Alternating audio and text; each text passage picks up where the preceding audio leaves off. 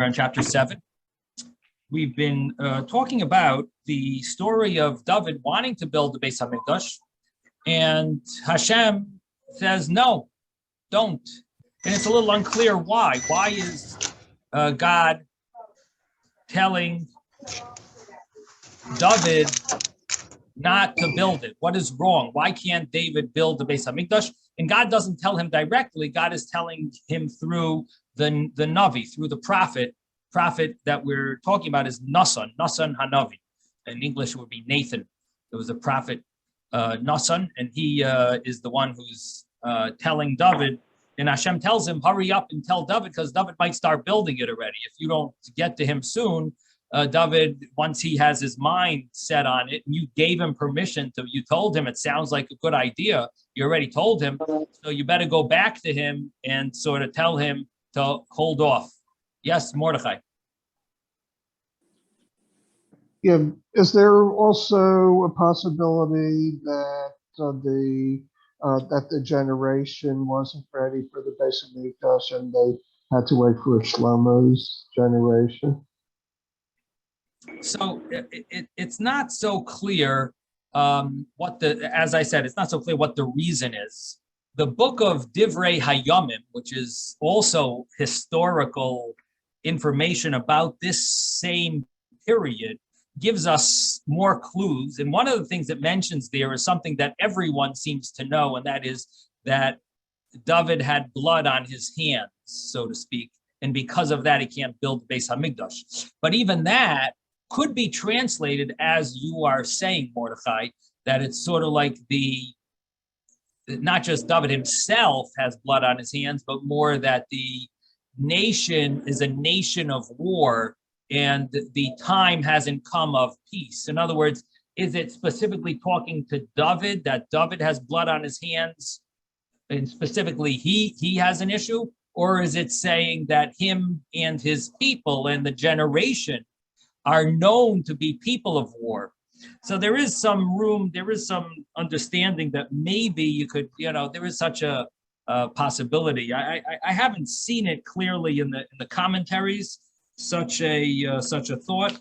Although no, I did see one thing similar to this, and that is the Ramban. There is a Ramban in Bamidbar that says that you can't build it because you have blood on you, but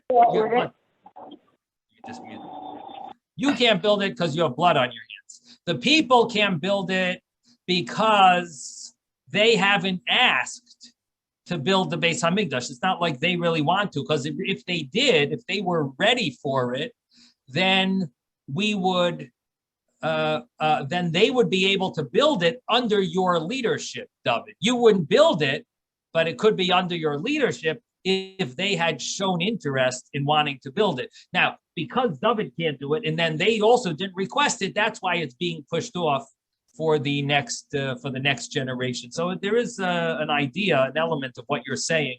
That at least you find it in there is such a Ramban that seems to at least hint to that idea. It's the Ramban is in Bamidbar. And I saw it quoted somewhere. Who did I see it? Bamidbar Tes Zion. So, yeah. Julian, you wanted to say something. Julian? No, I was going to say because of violence, but as you said, blood on his hands. That's what I understood. Yeah. Now, the thing, even that specifically, understanding those words, and again, it doesn't say those words here in Shmuel Beis. That's taken from Divrei Hayamim. Those words, which seems to be the common understanding, that's in another book called the Book of Chronicles. And but the blood on his hands. The question is, does that mean he's somewhat guilty, or in other words, did he do something wrong? So we mentioned last week that there's a medrash that says that David started thinking, so you mean I killed people, I'm a murderer? So Hashem said, no, the people you killed are like sacrifices, right? We mentioned this last week, And so he says, oh, they're like sacrifices. In other words, it's like I brought you sacrifices. So then for sure I should be, for sure, then why can't I build a Beis Hamikdash? You're upset about the blood on my hands. The blood was blood of sacrifices. The way God explained it, there is like he should be proud of it. This should be he should be the perfect guy to build a Beis Hamikdash. And Hashem says that if you would build the Beis Hamikdash, then the Beis Hamikdash would last forever, and then I won't be able to destroy it. And if I have to if people sin, I'll have to destroy instead of the Beis Hamikdash. I'll have to take it out on the people. So we had such an interpretation as well that in a certain sense, the blood on his hands was actually a positive thing. And that's why he really should build the Beis Hamikdash, just that it would end up being a Beis Hamikdash that's everlasting. So that's like a little twist on the simple understanding that the blood on his hands was positive. In other words, every war that he fought to it's like destroying a murderer. That's not blood on your hands. That's not cold blood. That's blood that's good. That's like a mitzvah blood. That's like a sacrifice. So in other words, that's another way of a little twist of how to understand why David is not building it, is because if he would build it, it would never be destroyed. Now the other thing is, let's say you want to learn the simple way that it was blood on his hands. Now, what does that mean? Does it mean just because he's a man of war, or does it mean he's sort of guilty of? Was he guilty of taking people's lives inappropriately? So you have the different ways of interpreting that. I see we have a lot of people want to mention things here. Yisrael, yeah, Yisrael. I have a view from perhaps a higher perspective. No pun intended. During the period of the Shoftim, there were unfortunately periods of idol worship and good periods and bad periods.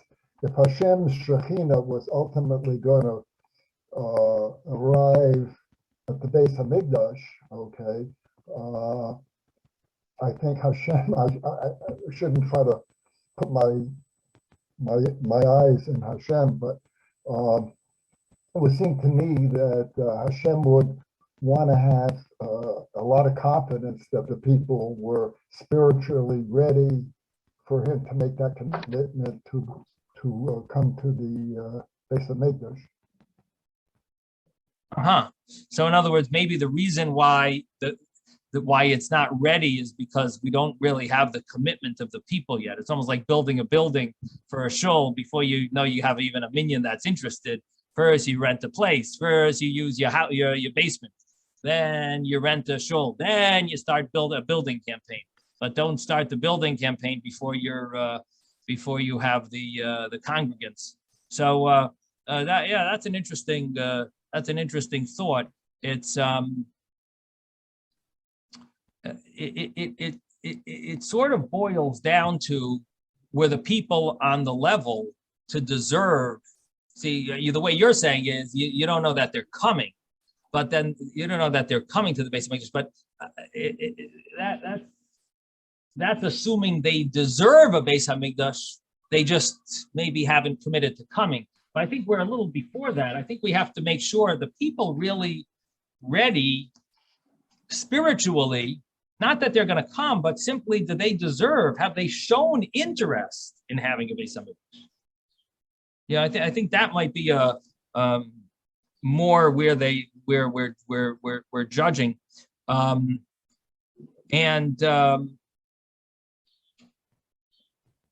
so is it an issue of people coming there? I mean, I don't know if that's such a major issue, because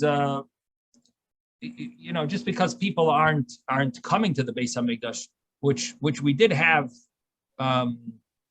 during the second Beis Hamikdash, or during even the first, actually during the first Beis Hamikdash, the people of the northern kingdom, after Yeravam ben Nevat they blocked the roads. They didn't let the northern kingdom come to the Beis Hamikdash to be Oila Regel, like they stopped it, and Yeravim ben Nevat put up some type of images or idols or something for people to go to for the holidays and so on.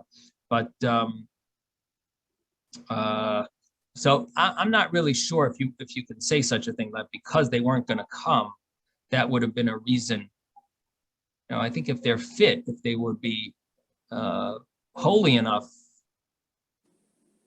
maybe, I don't know. It is interesting because the wording here is that we're not ready. That seems to be the way it's being worded. That David, I'm not saying you can't build it, but it's not yet time. It's like, not yet.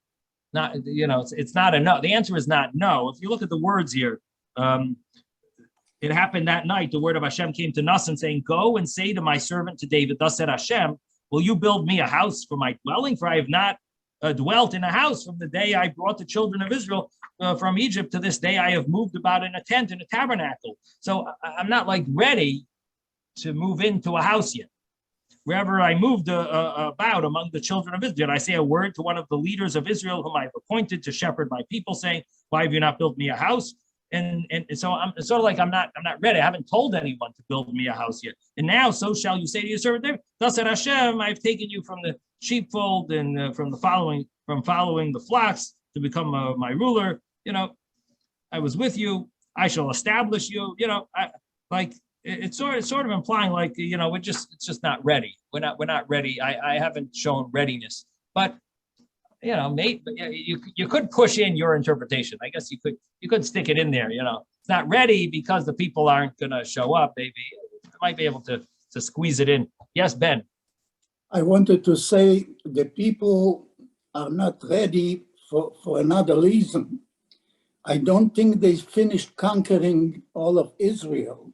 David, I think, is the first one that really stabilizes the real borders that Israel is supposed to be by fighting everybody off and conquering whatever Israel is supposed to be. And once they do that, they need a little rest to be with their families. Then you might put again another job on them, to build a Beit HaMikdash. So what you're saying is not wrong. The verse in Deuteronomy mentions that when you will have peace from the enemies, that's when you should build me a house. So it does say such a concept, that in other words, after you v'yeshavtem betach v'hineach lachem misaviv v'yeshavtem betach, when Hashem gives you peace from around you, then you should build for me a house. And that's why David is the one saying, it looks like we're ready. That's why David says to Nasan, he says, I think we're ready. If you look at the first verse, it uses the same term. Verse 1 and 7, Hashem hiniach loy misaviv. The same wording as it says in Deuteronomy, Hashem will make it peaceful from respite from the surrounding nations. So he uses that same term. In other words, we need there to be. But did he really conquer already everything that is supposed to be in Israel? Right. You know what I'm saying? Right. Hashem wants you to. He told us to conquer Israel when we get in there. Right. So and we should wait until we do the job. Right. When we finish the job, then we can build a Beit HaMikdash. So you're wondering if it was 100% done. Right. Was he 100% ready? In other words, we do know that he subdued everyone. Right. Once he finished the Plishtim, everyone was subdued. But did he clean out the place? And that's an interesting point. Not just the Plishtim and Sisra and his gang, so right. There were still fights, but he was successful. But did he finish the job is the question. Right. We'll have to see. In other words, he does have fights afterwards, but they are generally to conquer new land, not to. Yes, he broadens it past the border. Broadens it past the borders. So that's the thing. So it does seem like he subdued. Whatever was there, he has subdued. And in Shlomo's time, it's peace. So it does seem like they're finished basically with the wars. But I never heard it said that Clearly, they conquered all the entire borders. land. You know? Right. Right. Okay. Interesting thought. We'll have to think about it. Yes, Susan. I just wanted to, one of the sentences in, when your days are complete and you lie with your forefathers, this is Hashem speaking, or through Nathan, I shall raise up after your offspring. In other words, what he's implying that it's not the time yet. Right. Right. Not the time yet. That Hashem will say, okay, I'm ready now. No more roving temple on wheels. Now I'm ready for you to, in other words, it has to be a very direct, he's saying he has to be a very direct statement. And the people aren't ready until they have more forefathers, until more generations pass. So it doesn't say how it ends up being one more generation. That's how it ends up being. In other words, David's son is the one who builds the base of Mikdash. So it's one more the one generation needs to continue. Okay, so let's read the verses inside now.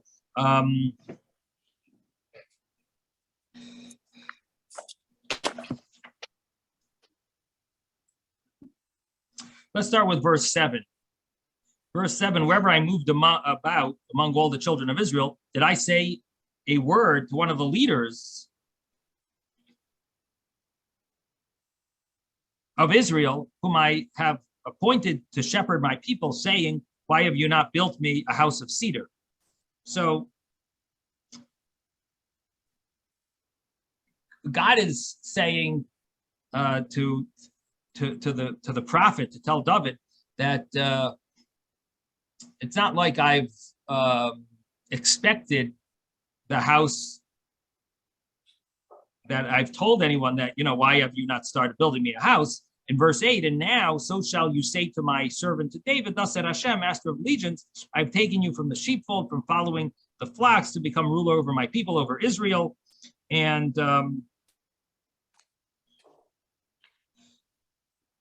I was with you wherever you went. I cut down all your enemies before you. I gave you great renown, like the renown of the great men of the world. So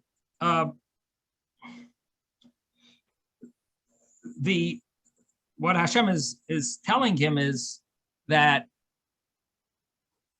you have began a great leadership, and I have blessed it.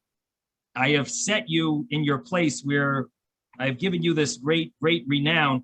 In fact, it's brought down that this is the what this means over here is the blessing we say after the Haftorah, that we say Mogain David, that the blessing after the Haftorah is Hashem is the shield of David. And that blessing is based on this verse, that Hashem has given him this special name.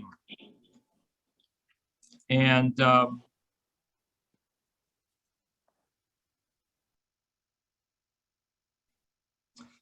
one of the commentaries says it's even similar to Avraham, because Avraham, it says, we say the blessing in the Shemona Esrei, Magen Avraham, and this, and here in the Haftorah, we add Magen David. Hashem is the shield of David. So comparing David to Abraham. So that's quite a level. Now,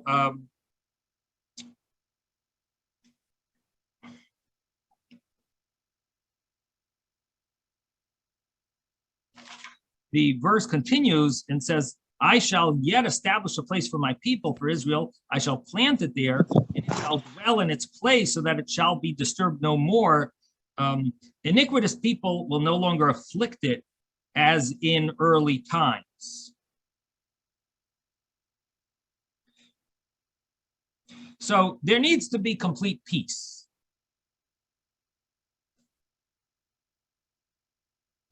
And Hashem says that he's establishing a place for the Jewish people. And that's where he's going to build the base of Mikdash.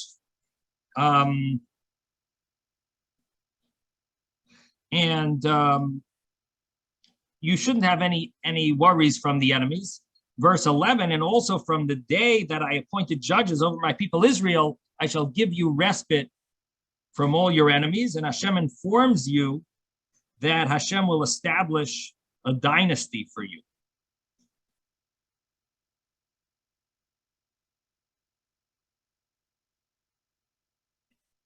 So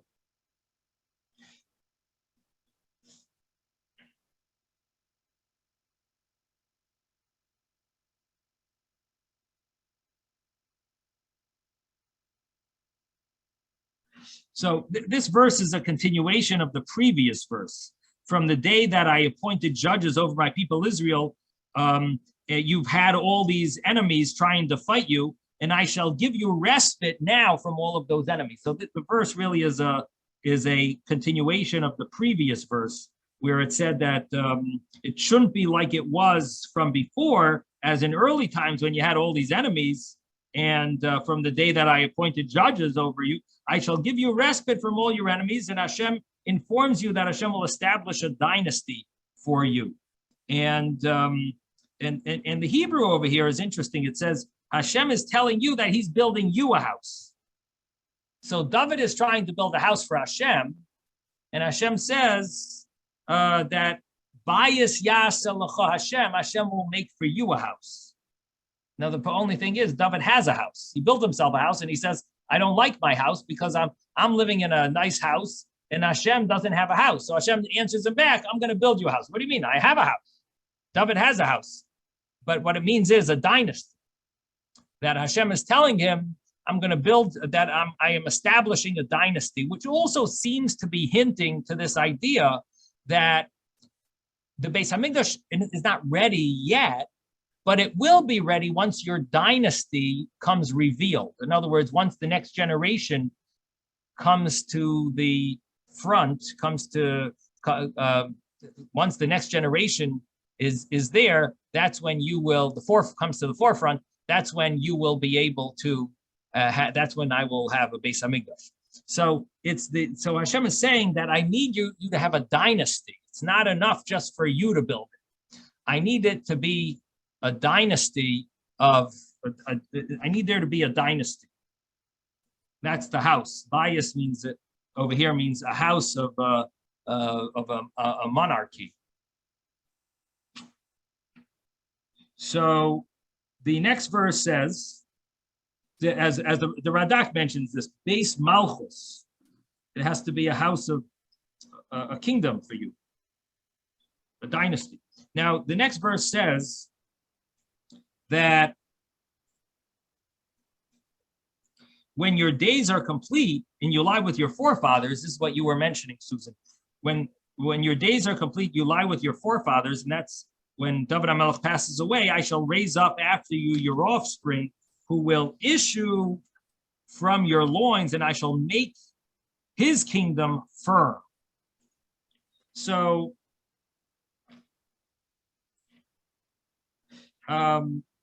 the future tense over here is telling David that this son has not been born yet.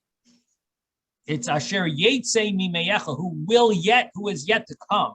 So this is a son who he doesn't have yet. He's going to be the one who's going to be the king.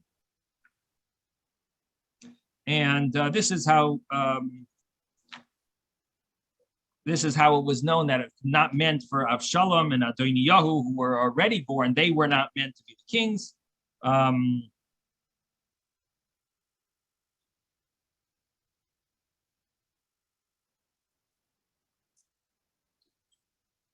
I think he wants to see stable continuity.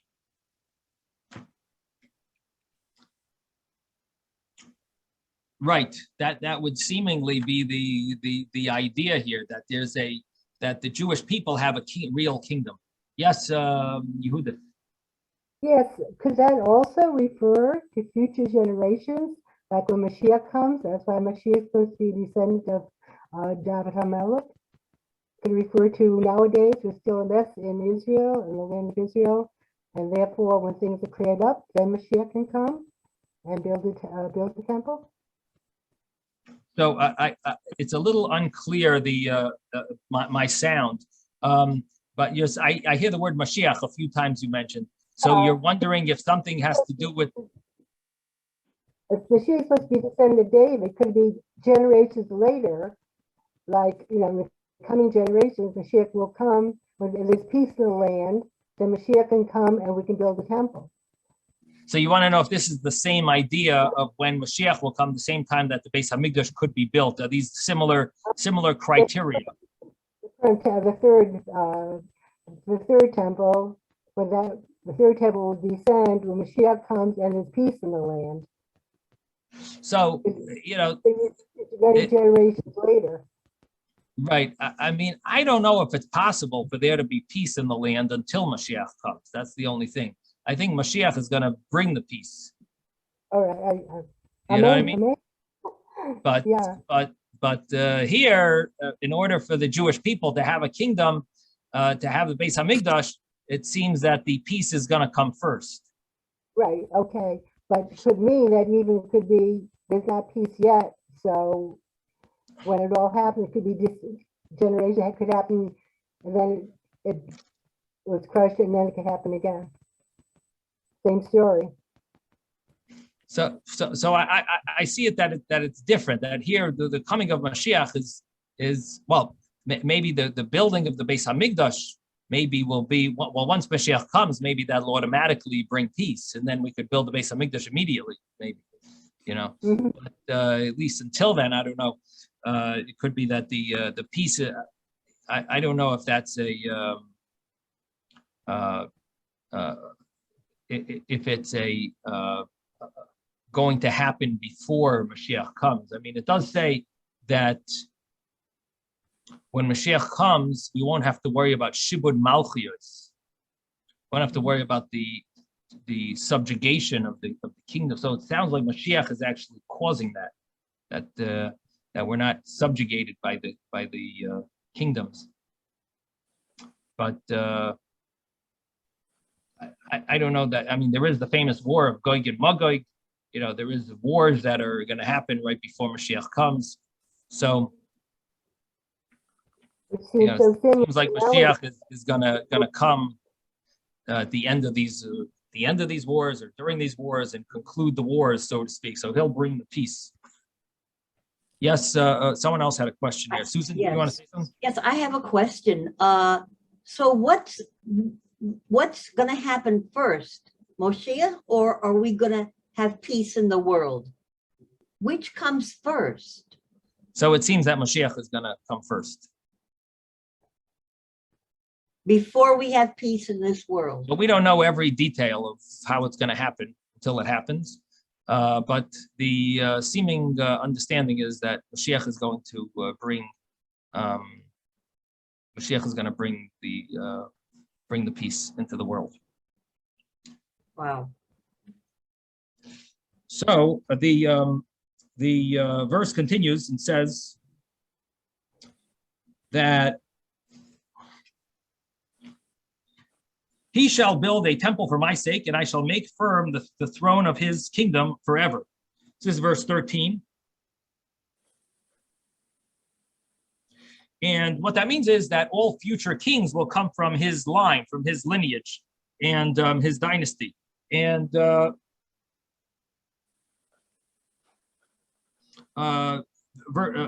verse 14, I shall be a father unto him, and he shall be a son to me, so that when he sins, I will chastise him with the rod of men and with afflictions of human beings.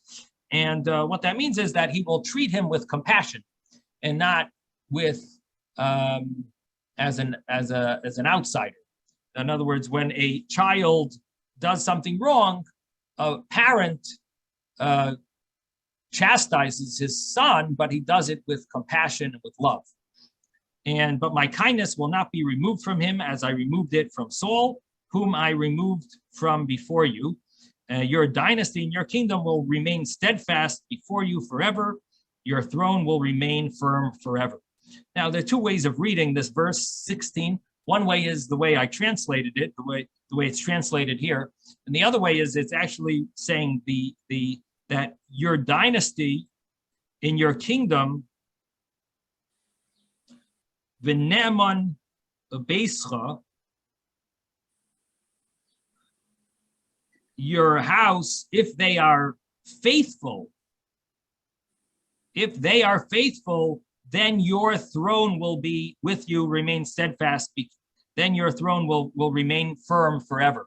In other words, it's talking about your faithfulness, not God guaranteeing that his kingdom will remain firm forever. So two ways of translating. V'ne'eman beischa, it's in Hebrew.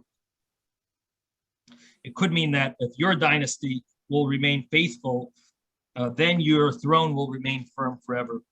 And which would mean that if the kings remain faithful to God, which was an issue because there were a lot of evil kings. Now it does say forever double in this verse. If you look in the Hebrew, it says ad olam, ad olam. It says it twice.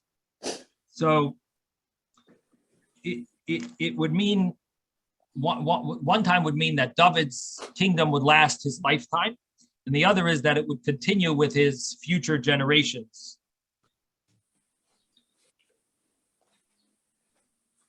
Now, another point is that it remained with the family until the destruction of the Beis Hamikdash, but even afterwards, the descendants of David, they did still have positions of leadership throughout the ages. In fact, the exilarch, even outside of Israel, the exilarch was always from the house of David. The Nasi in Israel was always from the house of David. So we have the, and Mashiach is going to come from the house of David. So it is ad olam literally as well. So it could be, I didn't see this explanation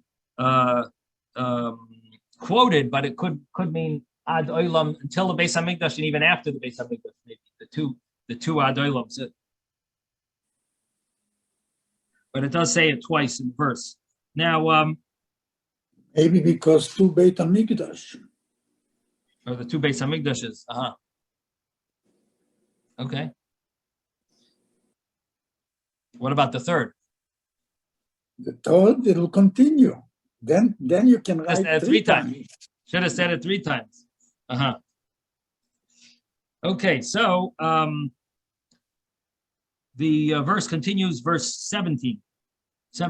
In accordance with all these words and this entire vision, so did Nathan speak to David, to David. So that is the discussion of David building the Beis Hamikdash and the answer that he was given. You skipped over Shaul's name. No, I said it. Oh, you did? I didn't Yeah. hear. I'm sorry. Yeah. That Shaul was punished that he lost his kingdom, and David, Hashem says, I'm going to keep you, your kingdom will remain forever. Yeah. Now, verse 18, King David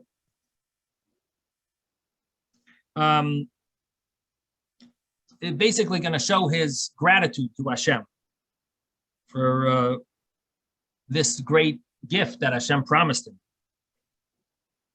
So King David then came and sat down before Hashem and said, who am I, O my Lord Hashem Elokim, and who is my household, that you should have brought me this far? So he says, mi anoichi u mi basi, the two terms, who am I and who is my household. And what he means to say is, who am I? I don't have my own merit. And who is my household? I don't come from kings. I don't come from a family of kings. And yet Hashem is putting his trust and is giving his blessing, is giving him this gift of kingship. There is a medrash that mentions that he's saying, who am I? Meaning I don't even come from fully Jewish people. One of my grandmothers was a Gioris, was a convert from Moab. So that's another point that is mentioned, that who am I? Meaning I don't even have I wasn't born from people that were Jewish from birth. I have someone in my lineage who was the convert. Now, what's also interesting is that if you think about it, how many times does Hashem give this blessing to people, where you and your children are guaranteed something? You, your children, and all your offspring, all your future generations. The last time such a thing was done was when God made the Kohanim. Hashem gave this gift to Aaron and his children, his grandchildren. So we're talking about something that happens once every 2,000 years. This is not it's not an everyday occurrence. God gives such a gift that He gave him a guarantee for him and his children and great grandchildren, and this is unique. Abraham was the first. Yes, okay, Abraham, but the last one was with Aaron HaKohen.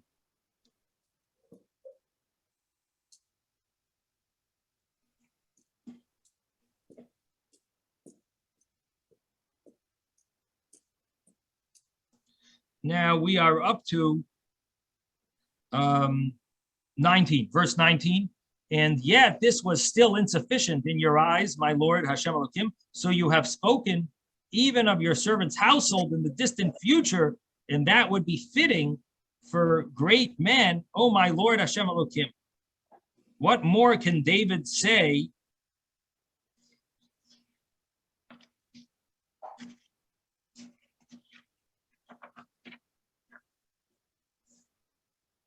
To you, you know your servant, my Lord Hashem Elokim. So David is like overwhelmed with Hashem's kindness, and he's telling him, you've given me all my needs. You've given me everything that I need. You have given me, and you have given me abundance. You've given me this great blessing for future. And one of the commentaries mentions that David is so shocked that he's getting this blessing, because the blessing is implying even if people are wicked, they're still going to be, so to speak, loved by Hashem. That you have promised you are not going to remove the goodness, even if the grandchildren, someone's wicked, and they'll still get your blessing.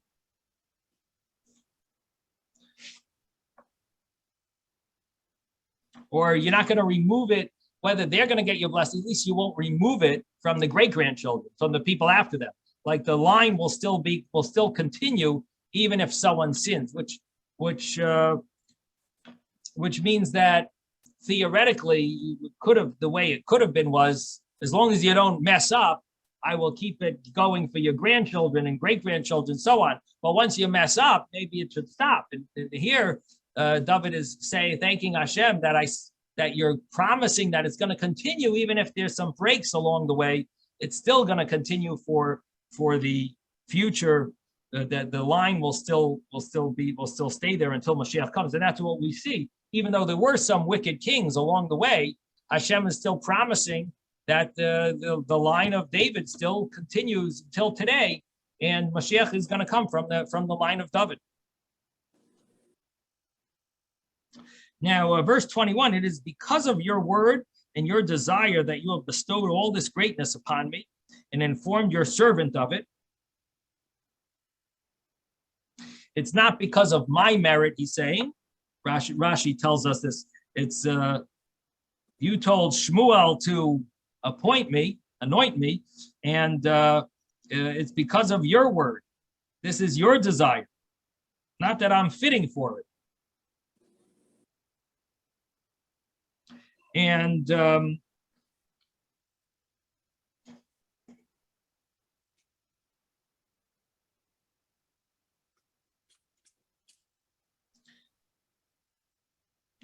and 22, because you are great. Actually, it's interesting that there is one more point here. And informed your servant of it. Not only have you given this to me, but you have even been kind enough to tell me about it. You have told me about what you that that this is what's in store for my descendants.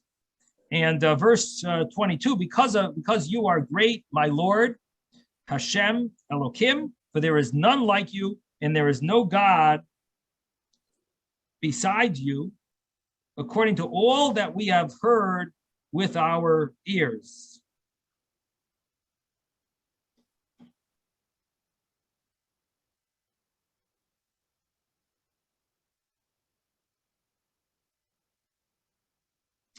Now, the simple understanding of this is that David is saying, I don't understand why you're choosing me. But this just proves how we do not we can't fathom the greatness of you and your understanding, your decisions. We don't understand you. So he's saying, because I don't understand why you chose me, therefore I realize how great you really are and how beyond the imagination of humankind you are beyond our large rationalization. We can't understand your wisdom. So that's what this is. Again, this is in verse 22, which is, therefore, because I don't understand why you chose me, that shows how great Ein Kamoicha, there is no one like you. Ein Elokim Zulasecha, there's no God beside you. And all that we've heard with our ears. In other words, you are so beyond our understanding. And now verse 23, and who is like your people, like Israel? Mi ka'amcha ki Yisrael ge'echad ba'aretz. It's a famous line, and we say it in the Mincha on Shabbos. Mi ka'amcha ki Yisrael ge'echad ba'aretz. And who is like your people, like Israel, a unique nation on earth, whom God went forth to redeem unto himself for a people, thus gaining himself renown, and to perform great works for you, Israel, and wonders for your land, driving out nations and their gods from before your people, whom you have redeemed for yourself from Egypt.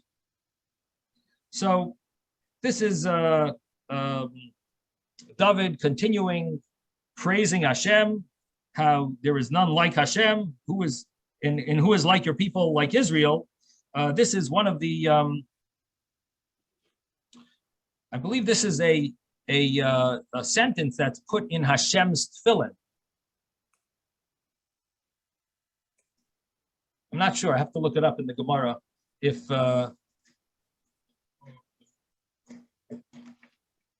this is one of those sentences that it says that Hashem wears tefillin, and Yeah, I remember that. is this one of the verses? Yes, I remember that. Uh-huh.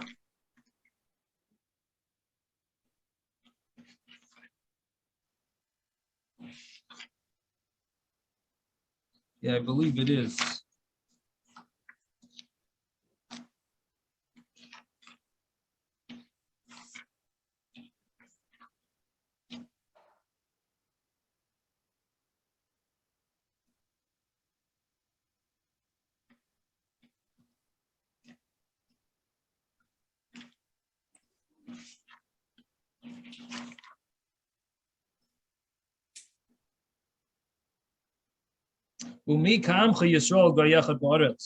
The verse here, it's very similar. Let's see where the source is. The source is, no, it actually is a similar verse from the book of Chronicles. There's one letter difference. It's instead of Umi Ka'amcha Ki Yisrael, in Chronicles it says Mi Ka'amcha Yisrael. So it's a very similar verse, almost the same words. Umi Ka'amcha Yisrael Goy Echad Ba'aretz Asher Halach Elokim, a few different letters in it. Asher Halchu Elokim in our verse, and there it says Halach Elokim, Elokim, Liftei Sloi Le'am, and here there it says Am, V'losum L'chashem, V'gedulois, V'neirois L'garsh V'nei Amcha Asher B'lisam Mitzrayim Goyim. Slightly different. It's almost the same exact verse. Wow. Okay, so so anyway, the verse we're in verse 23, and we're talking about how David is praising the Jewish people.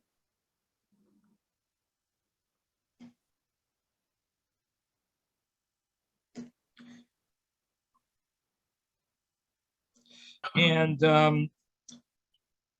what David is really saying is, so it does sound surprising on the one hand. What is David talking about the Jewish people if he's really trying to praise Hashem, right? This is talking about the praise of Hashem. He's jumping to praising the Jewish people.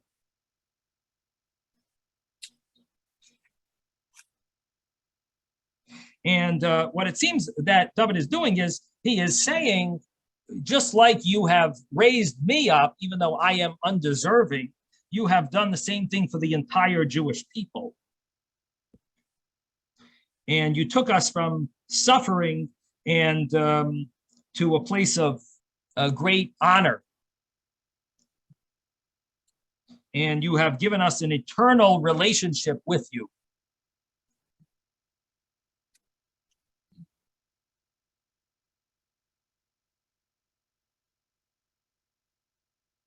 So there is one other commentary over here that I want to mention, and that is that since you are so great, who is the lucky nation? Who is that? It's Israel. Israel is the lucky nation.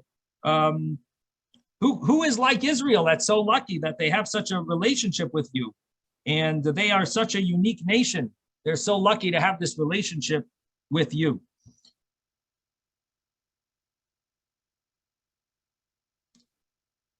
A unique nation on earth whom God went forth to redeem. Right. And okay, we're in verse 24.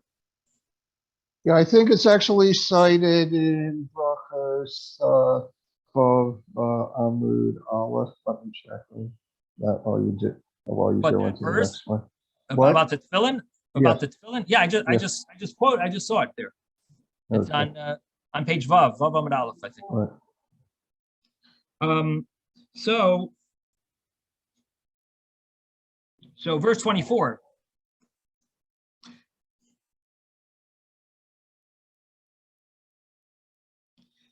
You have established for yourself your people Israel as a people unto you forever, and you Hashem have been God for them. In verse 25, and now Hashem Elohim, may you forever uphold the matter that you have spoken concerning your servant and his house, and do as you have spoken. So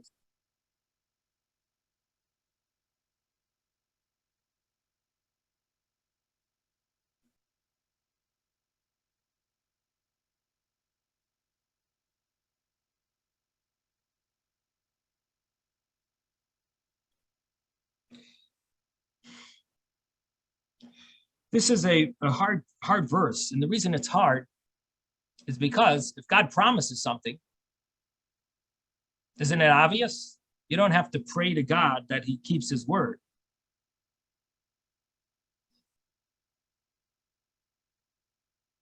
Right? Doesn't it seem surprising a little that he's saying, may you forever uphold the matter that you have spoken? Yeah, but Rabbi, yeah, a few verses back, what did Hashem say to the people? What did he say? He said, I'll treat you as, as a son, and if you're wayward, I'm going to do this, I'm going to do that. So okay. So when he says, I'll give you the rod, where the heck was it? So the way they understand it, the way the commentaries understand it is that he will punish them, but it will be at least a punishment like a father does to a child, not like a king does to his subjects. That's what it seems. That's what the understanding of the commentaries is. So why is he using the terminology, not as a rod to a child, but as a rod of, Of men, not of men, which is not the same. You think it should say a rod of a father? Yes.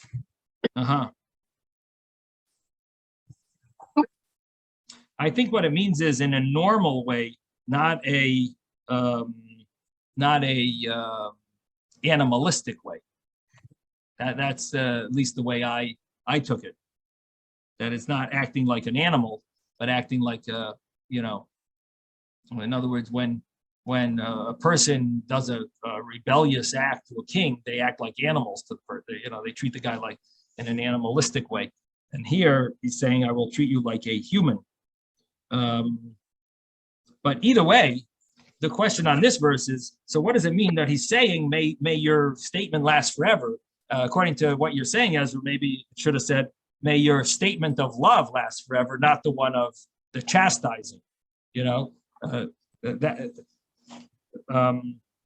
so a thought that comes to my mind is that sometimes you can have a blessing, but it doesn't express itself on the physical level. You can have a blessing that's, you're meant to be a leader. But what ends up happening is that you don't apply to run for leadership role. So you have that blessing, but you don't end up getting it because it ends up in the more potential state rather than in the practical state. So you have a blessing, so to speak, hovering over you, or you're going to be blessed with wealth, but you don't buy a lotto ticket. So you got you buy a lotto ticket and you don't look at if you won or not. So you actually have the potential of picking up $100 million because you won the lotto, but you never look at the numbers and you don't check if you won. So you end up not picking up the numbers. And so you have all this money or all this wealth or honor or blessings, but they don't come into fruition. They stay in more of a spiritual state. So you have, and it doesn't express itself practically. And Hashem and David is saying, I hope that these blessings will be on a practical. We will receive them practically, physically in this physical world, not in a spiritual sense that we'll be leaders, but more, some spiritual sense. A leader will actually be in practice. We will actually have the leadership. Not just a thought that comes to my mind. It is a complicated verse because it does seem surprising that David needs to daven for Hashem's promise to be binding.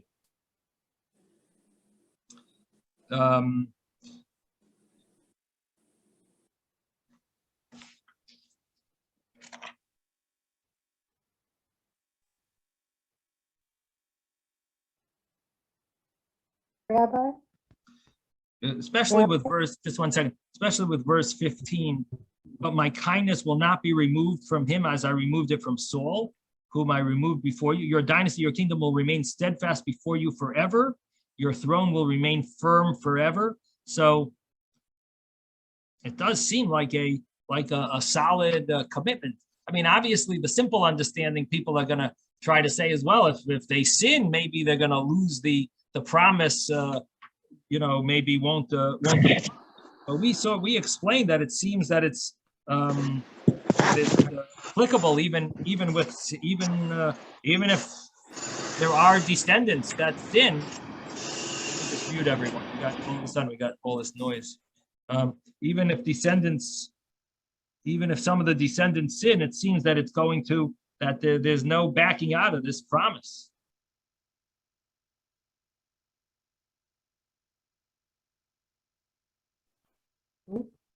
Okay. Yeah. Who wanted to say something? You heard this? Okay. In the footnotes under 25, it says A divine promise of beneficence is binding only as long as the beneficiary is deserving of God's grace. So in other words, if people sin, that they no longer entitled to the promise. Well, it's so hard to hear you. I don't know if your microphone is far from you. Did you say what verse? It's in the footnotes. Can you hear me better now? In the footnotes, it says that from God is binding.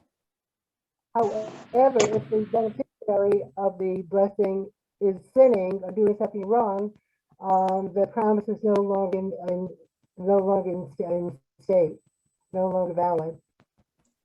Yeah, which footnote? Which book? Which volume do you have? Which volume do I have?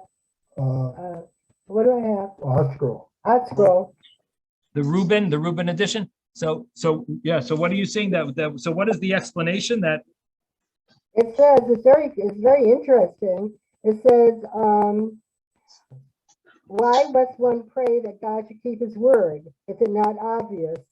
A divine promise of beneficence is binding as long as the beneficiary is deserving of God's grace. Right. I'm just surprised that I'm not sure how to interpret that, because the promise seems to be no matter whether someone's wicked or not. So what is he? In other words, in the promise, it seemed like that didn't matter whether someone sinned or not. So I don't know what that would mean that he's praying for. In other words, it depends how you learned earlier. You learned earlier that the promise God gave him was whether we're deserving or not. God promised it forever. I know. Seems even if they sinned, right? That's what it seemed like earlier. So I don't know how easy that is to answer the question, right? If the promise was a promise, no matter what, forever. So whether we're deserving or not. So that's why I'm not sure, hard to understand. No. But in any event, what was that? Commentary by Abominel. Did I pronounce it right? Yeah, I have to look it up. I don't have an Abarbanel, but I have to look it up. Okay. Verse 26, and may your name thereby be glorified forever. This is like the Kaddish, Yigdal Shimcha, like Yiskadel v'Yiskadesh. Yigdal, your name should be glorified forever, saying, Hashem Tzavakos, Elokim, Hashem, master of the legions, is God over Israel. And may the house of your servant David remain firm before you.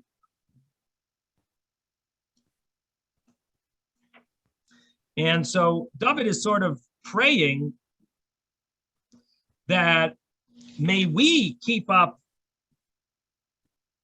the level of righteousness that you want from us.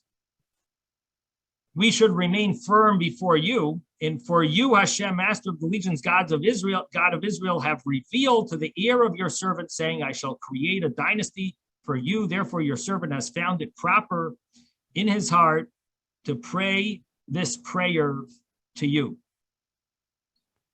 And now, O my Lord, Hashem Elokim, you are the God, and your words will come true.